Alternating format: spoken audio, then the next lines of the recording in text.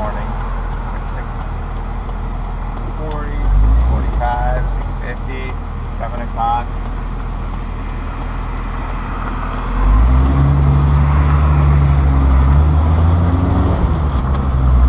Something like that. But I'm up so early because I don't have any days off this week. Or rather I do, but I've got other stuff planned for them. And I really want to get these two front brackets welded up. And so I'm headed bright and early to the makerspace so that I can get that done and get home by noon-ish so I can make it to work on time for 2 o'clock.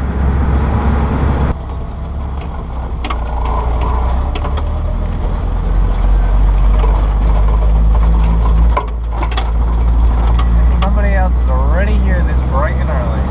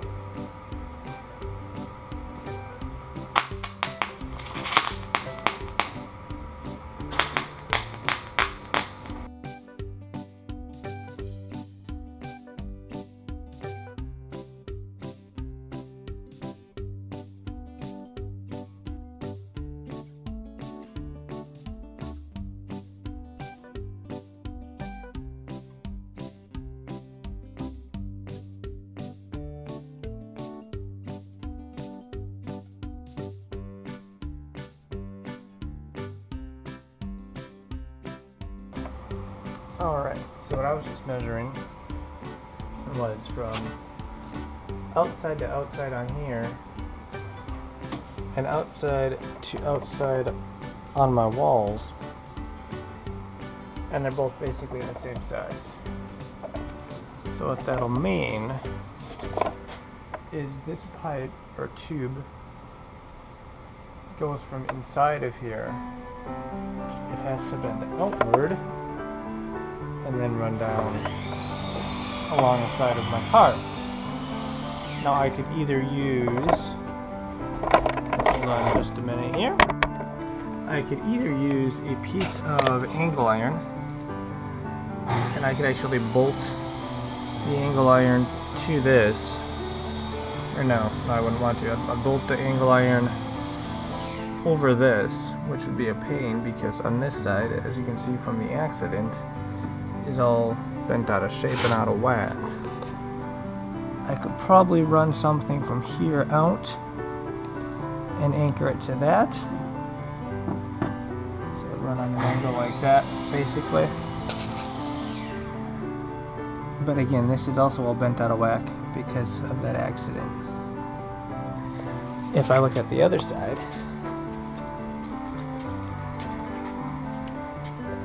I can see, yeah, that would just stick up from the back, and I could just run it right along the seam here. That's all nice and square and nice and sturdy.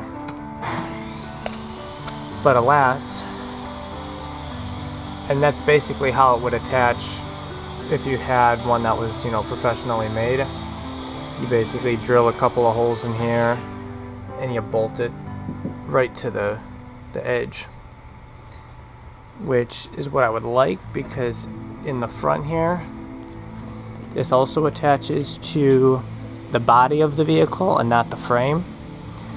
So any flexing it from, you know, suspension or the frame and whatnot, I'd rather have front and back attached to the body and not run it down and attach it to the frame on the back and have it attached to the body on the front. Which means this would bend out basically like that and then drop straight down. Which again, I really wouldn't have an issue with aside from the fact that on the other side this is all bent out of shape. So I think I just figured it out. Unfortunately, I left my steel at home, so I'll be demonstrating with this rusty piece of stuff from the half pot. Instead of having it run down like I was going to, what I'll do instead is still have it come out from the back like it was going to. And I've marked that I can cut that off. That'll snap right that first like it does on the front. And then the actual support, instead of running down, will run forwards and back. And then it'll weld onto that at an angle. And then I'll make a copy of that pipe from the inside, and I'll stick 4 bolts through that. And then just pinch that right around the body of the vehicle there. Because on this side and on that side, it's relatively straight all the way across. And then the only thing I may have to do is sandwich in an extra piece of metal that I can make sure I can put my soft top on. I can put that in place. So, now that I figured all that out, let's go cut the notches on both of these supports, 4 in the back, and I'll catch you over by the bandsaw. I know I have bored you guys with enough videos of me cutting stuff on the bandsaw, so I'll catch you once I'm done.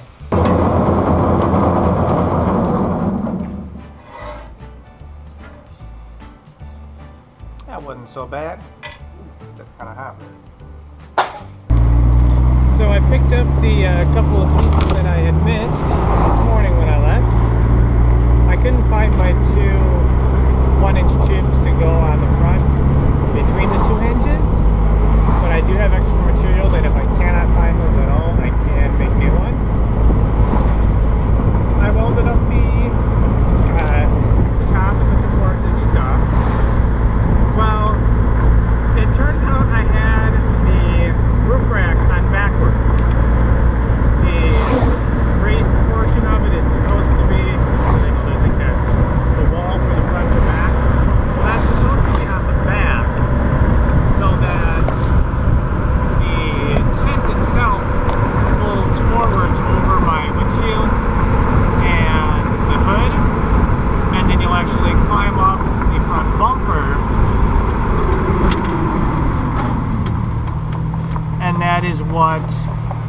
the ladder will rest up against will actually be the front bumper. Well, I installed it backwards and I welded it up. Hopefully the holes are in the same enough location that I can spin it around and easily remedy that problem. But otherwise I'm stuck right now, and ooh, there's a Jeep.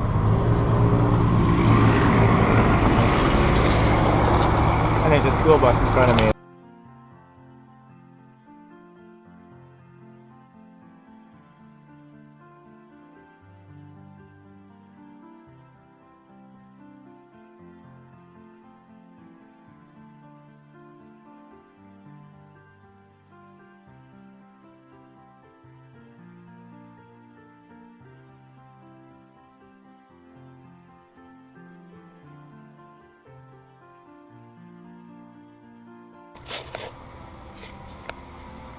So over here on the front,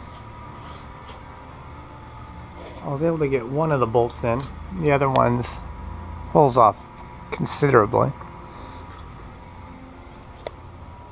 On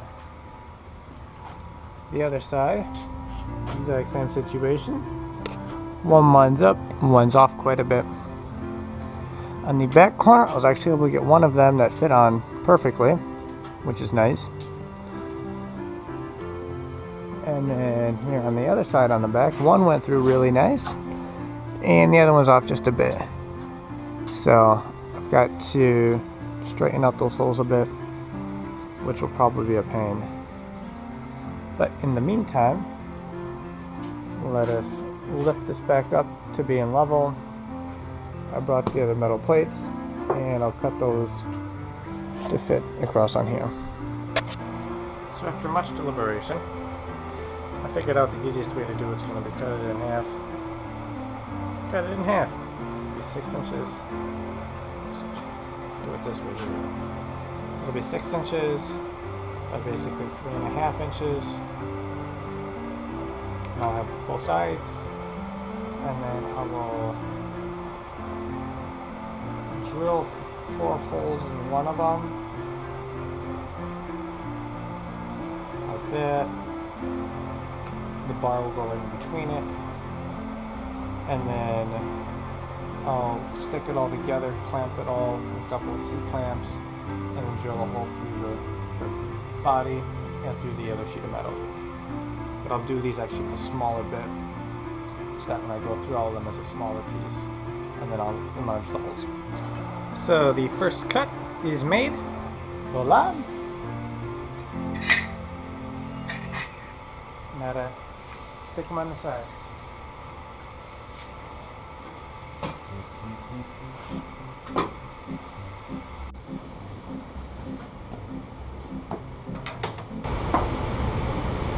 To match the angle of the roll bar,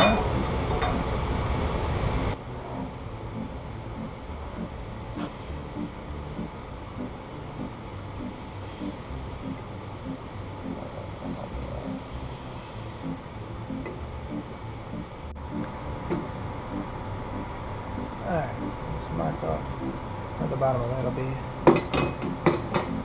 and then find out where I want to cut this. There we go.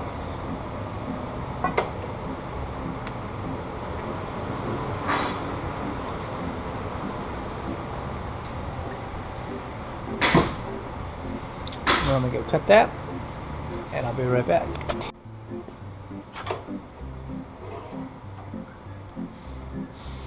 So much lighter, so much easier to manage.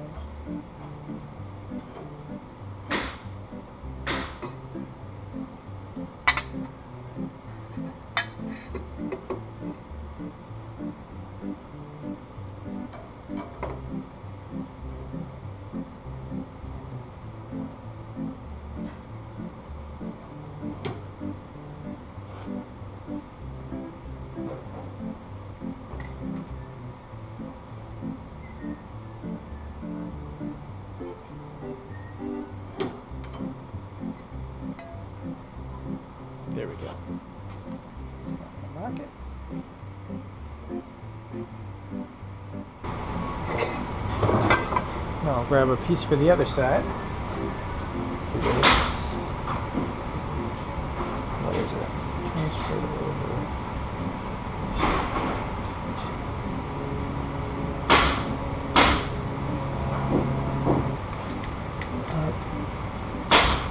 Looks like 3/4. Down 3/4.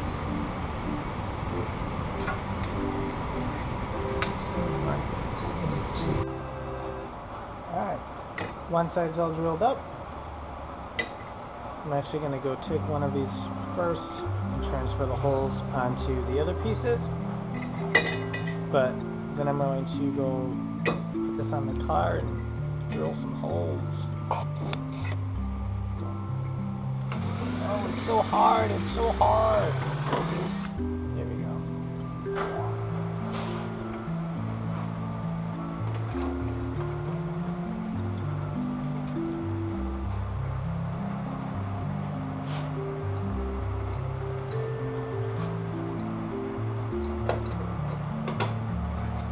Those are not the screws that I'm going to be using. However, they fit the size holes that I drill.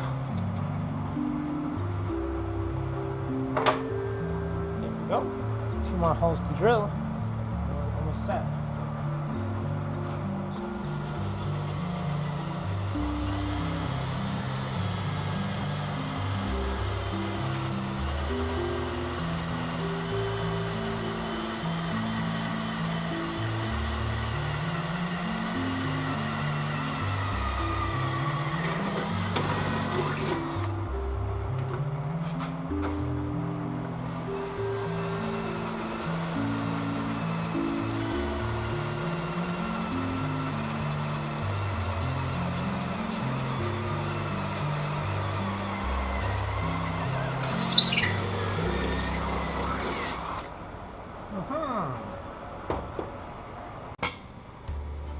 So now before I weld this side on, which I'm all set to do, what I need to do is make a duplicate onto another piece, cut it off, cut the angle, drill the holes in the bracket, measure over from here onto that side, and run up the support on that side. So let me cut this down to length and then I'll be right back. So I now have 2 rear supports, and now I just have to drill those holes. Alright, so I've got my holes all drilled. This again is for the other side. So let's head on over there.